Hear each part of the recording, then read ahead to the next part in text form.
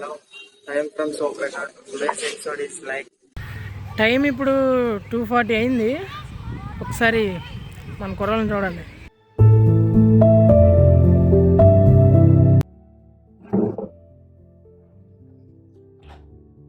Hi. అంత బాగున్నప్పుడు, అంత మంచిగా వెళ్తున్నప్పుడు బాగానే ఉంటాం. అంటే యాక్టివ్గా ఉంటాం, మంచిగా డ్యాన్స్ వేస్తాం, రన్నింగ్ చేస్తాం, హుషారుగా ఉంటాం.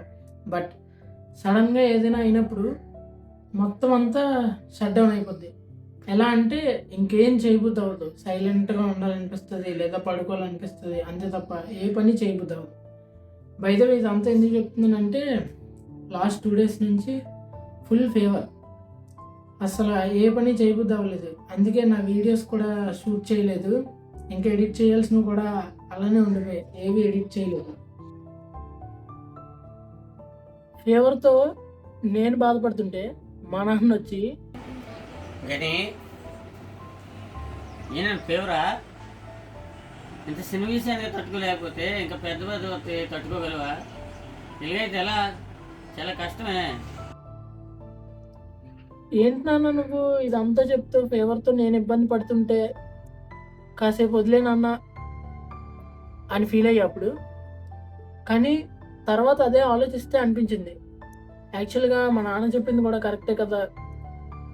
జస్ట్ ఫీవర్కే మనం ఇంతలా ఇబ్బంది పడిపోతే తర్వాత ఫ్యూచర్లో ఏదైనా పెద్ద పెద్ద కష్టం వచ్చినప్పుడు ఈవెన్ అసలు దాన్ని తట్టుకోలేము కూడా, హ్యాండిల్ చేయలేము కూడా అని. సో అప్పుడు డిసైడ్ అయ్యా, యాక్చువల్గా ఫస్ట్ నేను నా బాడీ మీద, నా హెల్త్ మీద కాన్సన్ట్రేట్ చేయాలి అని మెడిటేషన్ చేద్దాం, ఇంకా దాంతోపాటు ఏమైనా బాడీ వర్కౌట్స్ కూడా చేద్దామని ఫిక్స్ అయ్యా. యాక్చువల్గా నేను రన్నింగ్ చేస్తా డైలీ, బట్ దాంతోపాటు ఇవి కూడా యాడ్ చేయాలని ఫిక్స్ అయ్యా. యాక్చువల్గా ఇంగ్లీష్లో ఒక సెంటెన్స్ ఉంది, ఏంటంటే prevention is better than cure. ఏదైనా వచ్చినప్పుడు క్యూర్ చేయాలనుకోవటం కన్నా అది రాకుండా ఉండటానికి ఏవైతే ప్రివెన్షన్స్ ఉంటాయో అవి తీసుకోవటం బెటర్ అని దానికి మీనింగ్ అనమాట. సో ఈసారి వచ్చిన తర్వాత ఏం చేయాలి అని ఆలోచించే కన్నా అది రాకుండా ఏం చేయాలో దానికోసం ప్రివెన్షన్స్ తీసుకుంటే బెటర్ అని అనిపించింది.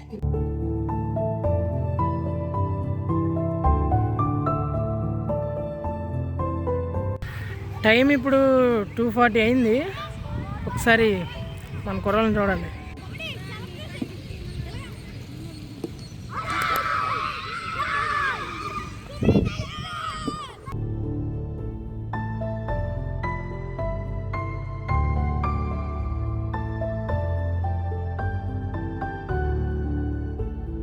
సో